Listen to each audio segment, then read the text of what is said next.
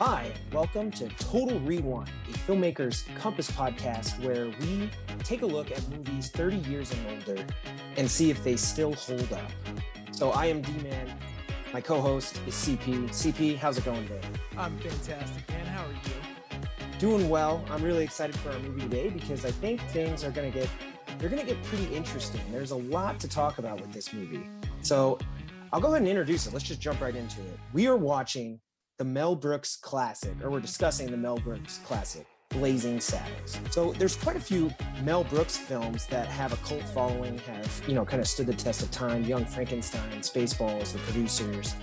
But Blazing Saddles is, continually one that always gets brought up, especially when looking at his entire body of work. And I don't know if you want to speak a little bit about just Mel Brooks movies and kind of what he brings to the table, because it's pretty unique. Well, I mean, Mel Brooks is a comedic genius. And I think any filmmaker working in comedy, any stand-up comedian has to owe a lot to what he brought to American audiences and our understanding of what comedy looked like. Yeah, it's interesting because even watching Blazing Saddles now, it had a little bit of a whiff of Monty Python, like what they were doing in their movies, where obviously, again, if you're a comedian or even a comedy filmmaker, it's hard not to have seen those and at least take something away from it. But it's funny because I get this sense that he was doing something different than everyone else was doing. You can feel it. Absolutely. And obviously this film is a highly regarded comedy. The American Film Institute ranks it as, I think, the number 6 greatest comedy of all time. The Library of Congress has preserved the film as being historically and culturally significant. Like, this is these are big milestone achievements for a comedy. And there were 3 Academy Award nominees to come out of the film as well. Which is pretty impressive. Yeah, now, for a comedy? Yeah, I guess looking at it, we've gone into our different segments. When you look at it culturally, like you've already kind of addressed that if you are a comedian or a, comedy filmmaker, culturally, it's hard not to acknowledge this film, even all these years later, because this came out in 1974, I believe? 74. Yeah, so it's hard not to think that this movie has its place going forward as kind of a, I guess, like, quote unquote, a must watch, right? For a lot of people, it's like, hey, you got to go back and check it out. It is weird, though, because when we're talking culturally, so this movie takes place in like the 1800s, but I'm sure they're right from the get-go. I mean, the movie jumps in with some derogatory racial terms. They're using words, I guess, that, generally speaking, aren't even a part of our lexicon anymore. People still technically say them, but that's shunned. We don't do that anymore. And it was interesting because they jump right into that out of the get-go. You get the sense that that was an issue in the film, race, that they really kind of wanted to tackle. Well, so Mel Brooks and Andrew Bergman were very conscious when making this film that they wanted to make a film set in the 1870s, but dealing with the issues of the 1970s. And Gene Wilder said it best. It's a film that punches racism in the nose and takes it straight on. And Mel Brooks has said time and time again, the only way to make a film about racism and really how stupid it is you have to address racism and have a lot of racist characters acting like racists do. That's what happens in the movie. And obviously it was incredibly controversial when it came out. It's very funny when you read about Warner Brothers' kind of reaction to the first cut of the film. They pretty much wanted Brooks to go back and, reshoot everything. But they didn't, and we have this comedic masterpiece because he stood by his guns. In many ways, I actually think it's funny that a lot of the original complaints about the film weren't so much with the issues of racism and language. It was more of complaints with what I think we would consider the lowbrow potty humor in the movie. Mel Brooks, and there is some. Mel Brooks is totally proud of the fact that this is the first feature film to ever have someone fart in it. Yeah, I was going to say, there's a scene where they sit around like a campfire and like they're eating beans. And each person takes their turn as they go around, just ripping ass. And it gets like progressively more intense, which I can only assume, right? I'm using my imagination, but that like each person around that campfire is like, if I'm next, I'm going to try to get the biggest one yet. And Brooks talks about too the fact that He was eating lunch at the commissary one day in the Warner lot, and he sat next to John Wayne. And John Wayne was like, "Hey, like, I hear you're shooting a Western." And he's like, "John Wayne, like, yes, and I want you to be in it. Like, this is a parody of Westerns. Who better than John Wayne to be in?" And he's like, "No way, man. I heard that this movie is like way too risque and potty humor. Like, I'm out, man." Which is kind of funny because that's the ultimate cowboy right there. Yeah, I know John Wayne, of course. I mean, and it's funny because looking at the movie aesthetically, you know, I see that it is literally parodying Westerns through and against the conventions of that genre. So obviously it's taking on the entire mask of Westerns. It looks like one, it has that same film stock. But at the same time, they're taking all those conventions and kind of turning them on their head or having a little fun with it, making it, like you said, some of it's lowbrow. It's just goofy. It's not even necessarily like, showing how bad something was. Sometimes it's just like, it's just funny. Well, and one of the things too, a lot of the crew members involved with the film and the cast members really praised Brooks for the fact that during this movie, he said, "We're going to have a loose set. It's going to be a fun set. And we're just going to let everybody experiment and we're going to see what comes out of this."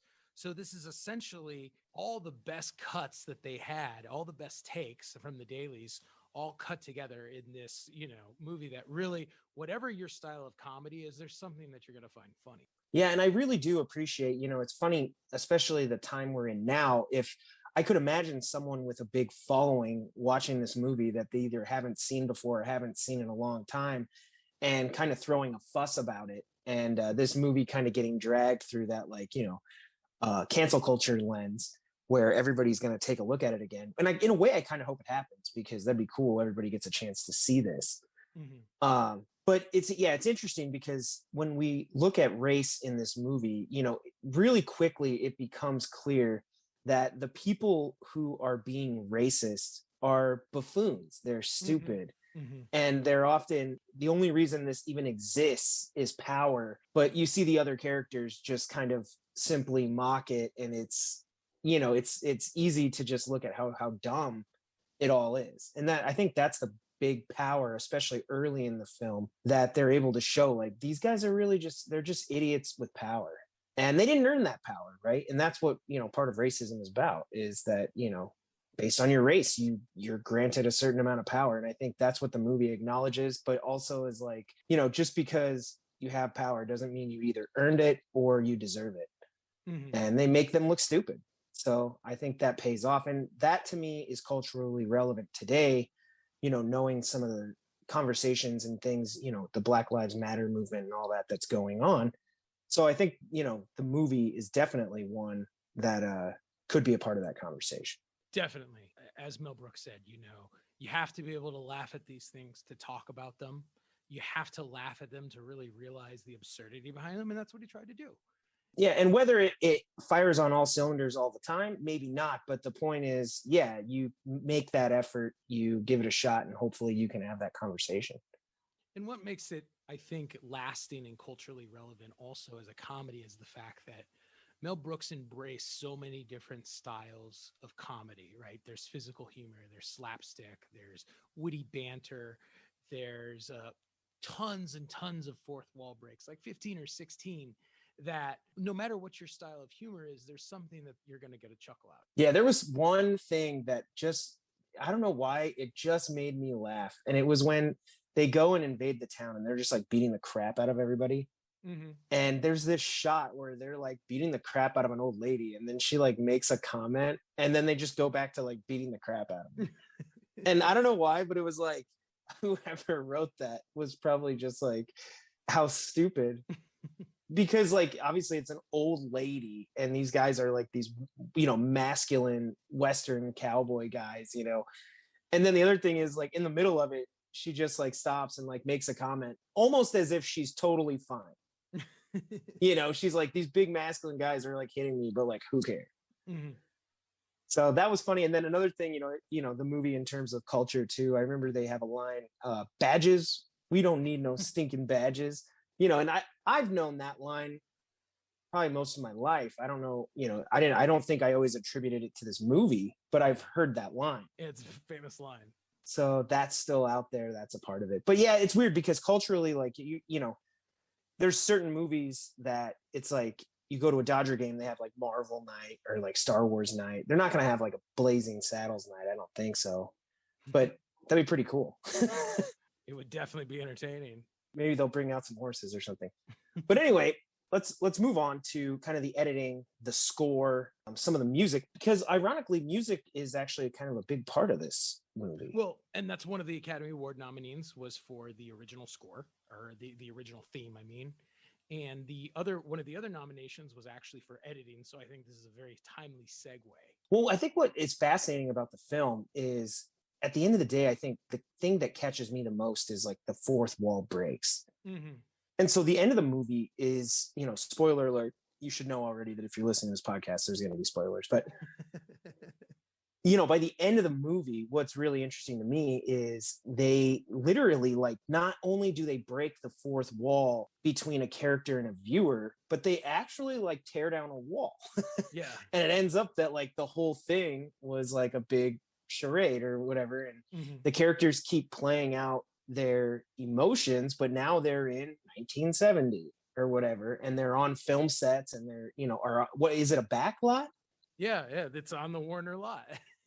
So it was weird because I've never seen anything like that. And I assume that's something that you would have to kind of really have some balls to be able to pull that off. Because that's not easy. A lot of people could just right then just like reject the movie as just absurd. Well, and obviously I think there was some backlash at the time. If you read criticisms from the 70s, most people kind of didn't get it and thought it was weird. And there's a lot of avant-garde elements to the film that probably American audiences weren't ready for at the time. I think, though, it's really important because, again, those fourth wall breaks are so important in Brooks's message of talking about this story is set in the 1800s, but we're addressing issues that are happening in America today, audience.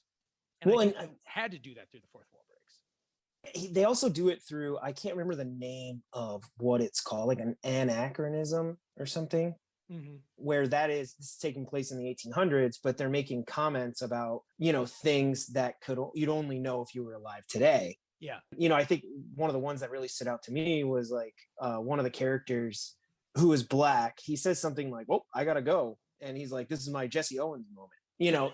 But it's supposed to be like the 1800s, and you're like, "Well, how are you gonna reference that?" Yeah. And yeah, I think that's actually one of the most interesting things about the movie is how it's edited in that way where they're constantly playing with the audience, breaking these walls, and then eventually spilling onto a film set.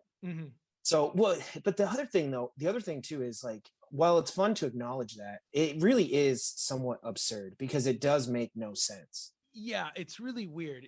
You follow the story from a plot structure is non-existent, but from an emotional beat perspective, the emotional beats that the audience is expecting in the end are achieved. Yeah. Right? They ride off into the sunset as we expect in a Western. In a car. And they do confront the villain of the film, Hedley Lamar, and our sheriff, you know, saves the day. Yeah, I don't know. That just, it was weird when I was watching it. You know, I've seen the movie before, although I haven't seen it in a while. I mean, just sitting there actually really giving it, you know, my full attention and being like, wow, it was weird. Even though, like you said, I understand like what's going on, like what he's going for, but to that end, I still don't know if it actually plays out right. I don't know. The final element of the movie that I want to talk about is the story. And I think you already said it best. It's pretty non-existent. They're building a railroad, and essentially the goal of the villains is to build it through this town to avoid quicksand. And that's it.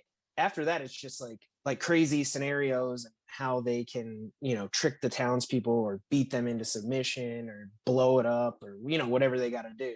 I don't know. It's weird because I actually, like you said, I felt the story really was just, it almost felt like theater. Like it was just there just to allow these other people to do their thing. That there really wasn't much of a story, that it playing much more with genre conventions and fourth wall breaks and comedy than they are using powerful storytelling techniques to get across something other than the race thing. was probably the one major thing I took away from the film. Well, it's hard because, again, it is a film about racism, and that was kind of the intention going into it.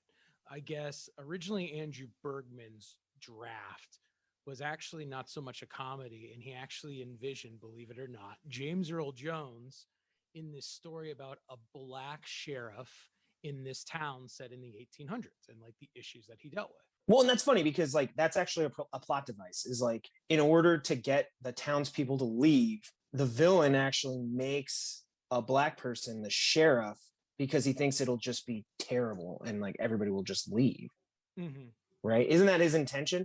Pretty much. So, they want to just drive the folks out of the town.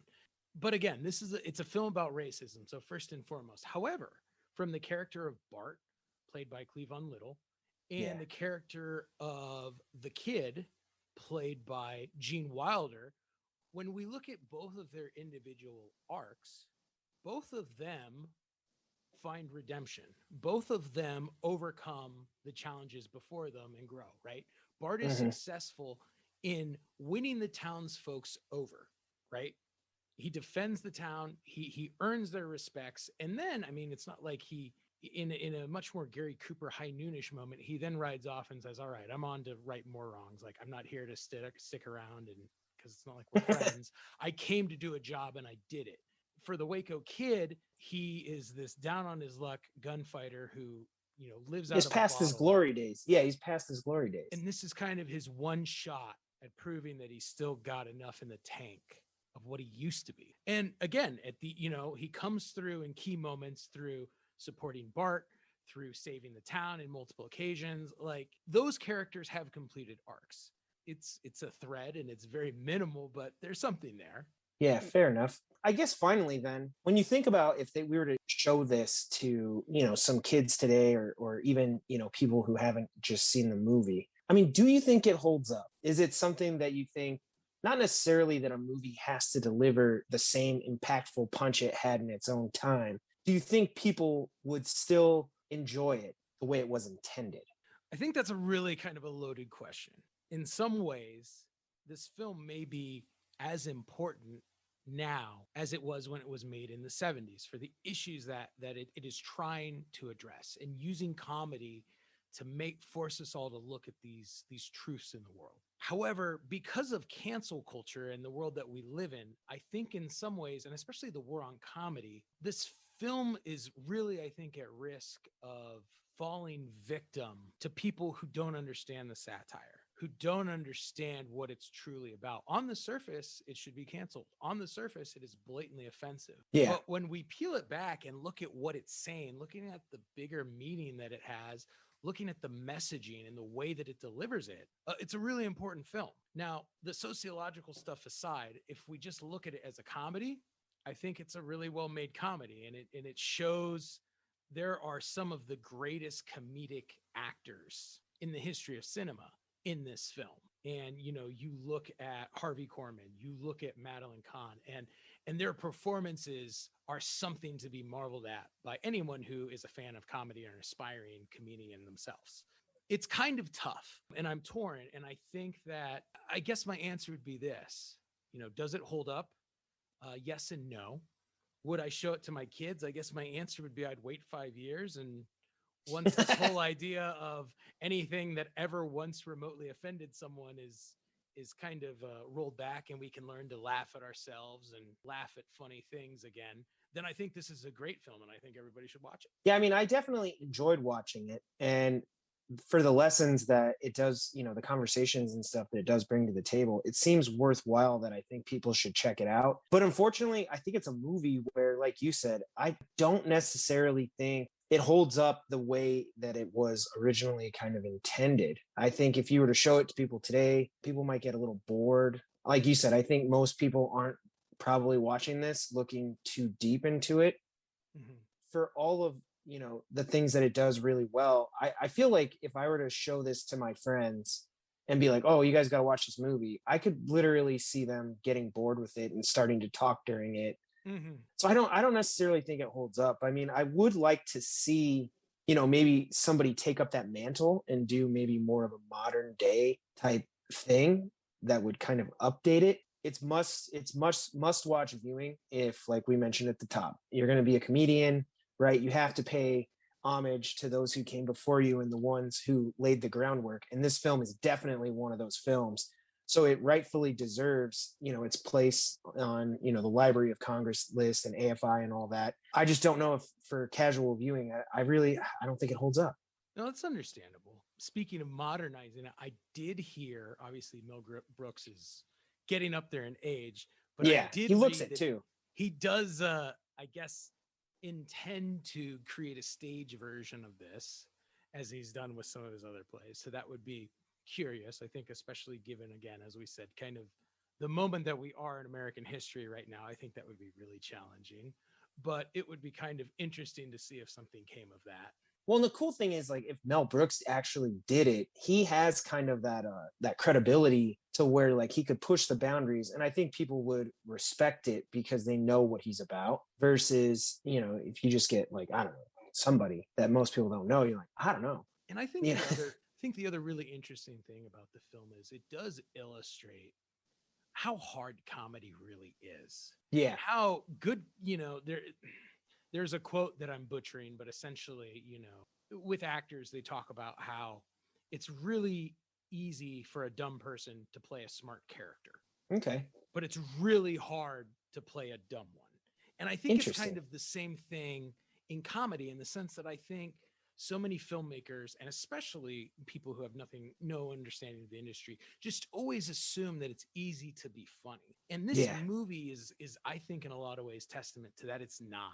You really have to be smart, and you watch it critically, and you realize that Mel Brooks is doing some really genius things as a comedian and as a filmmaker and as a storyteller that we take for granted.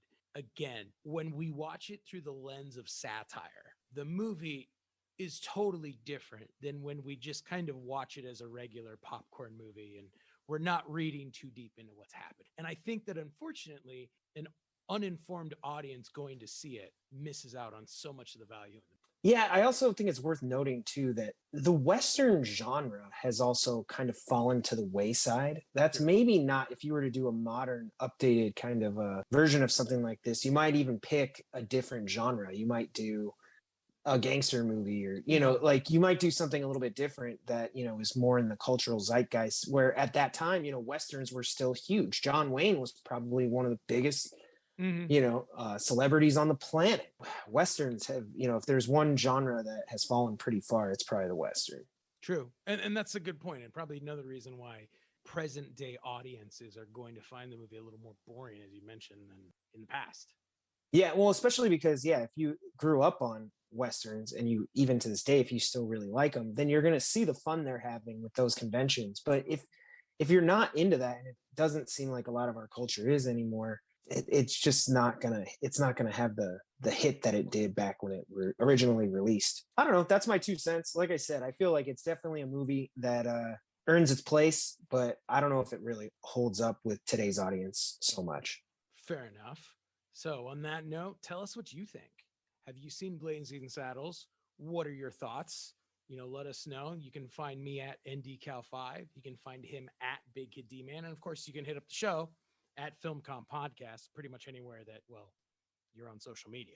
You can also Google the show, Filmmakers Compass Podcast. You'll find our website, and that'll have the links to everything. So, CP, I'm going to throw it over to you. What are we going to be doing on the next Total Rewind? Next episode of Total Rewind, we are rewinding the clock back even further. We are watching the sci-fi classic from 1956. I just spaced on what it is, so give me a second.